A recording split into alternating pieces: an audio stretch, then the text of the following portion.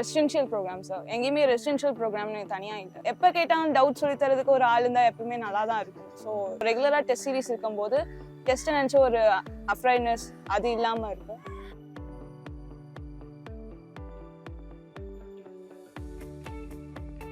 Morning ஒரு current affairs செஷன்லேருந்து ஆரம்பிக்கணும்னா current affairs நீங்கள் இப்படி தான் எடுக்கணும், ஒவ்வொரு நியூஸ் செட்டிங் இப்படி தான் நீங்கள் கேட்டகரைஸ் பண்ணணும், அதுலேருந்து ஸ்டார்ட் பண்ணி ஈச் சப்ஜெக்ட் ஒவ்வொரு டேக்கு ஒவ்வொரு சப்ஜெக்ட் அலாட் பண்ணி நைட் டிஸ்கஷன் செஷன் மாதிரி இருக்கும், ஒரு wrap-up session.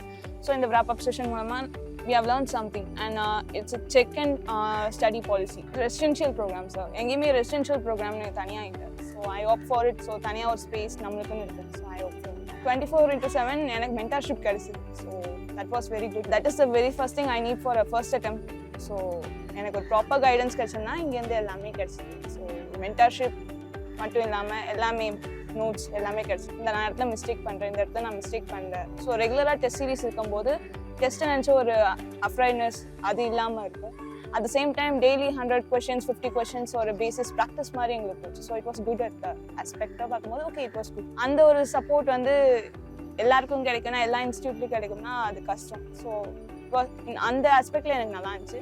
Veranda IAS, where your dream becomes reality.